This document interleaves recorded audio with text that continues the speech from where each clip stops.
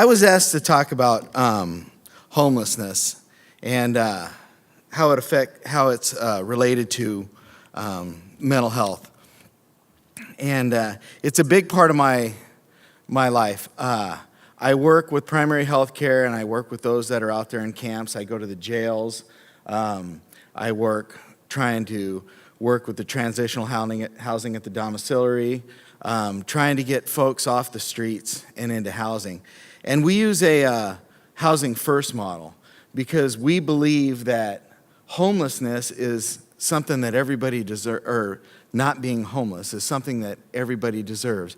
Being housed is what we strive for.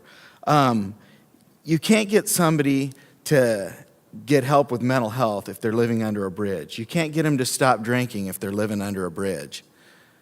You have to get them in that house first. And so that's what we strive to do. We strive to get them in the house and then let them make the choices from there.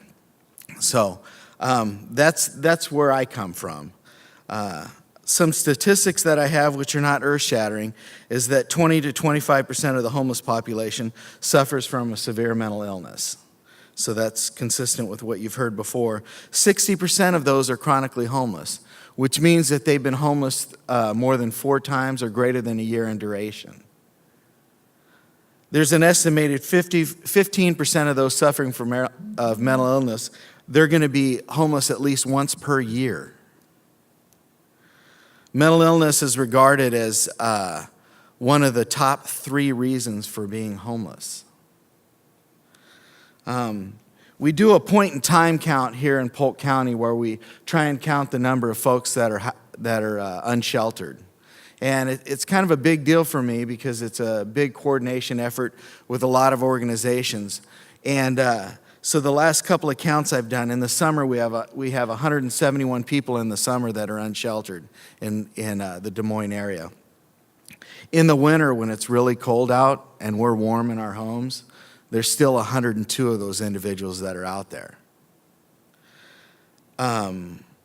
Chronic, we have in the winter there's about 70 people. In the summer, 118, 119.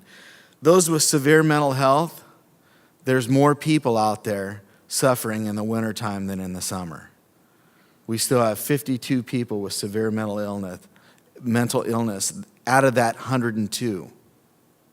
That's 50% of those that are unhoused, unsheltered in the middle of the winter are suffering from a severe mental illness. So if you can imagine what it's like to live your life with being bipolar, living your life with a anxiety disorder, depression, schizophrenia.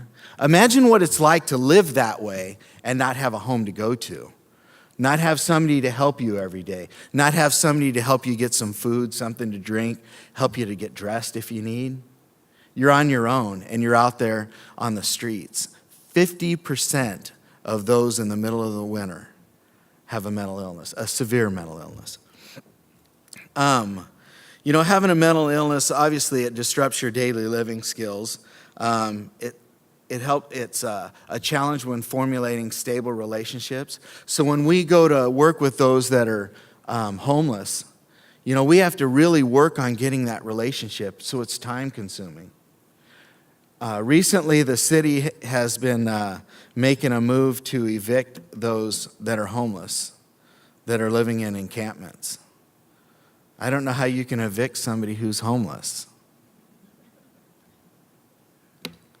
So where do they go? I don't know. The shelter's overcrowded.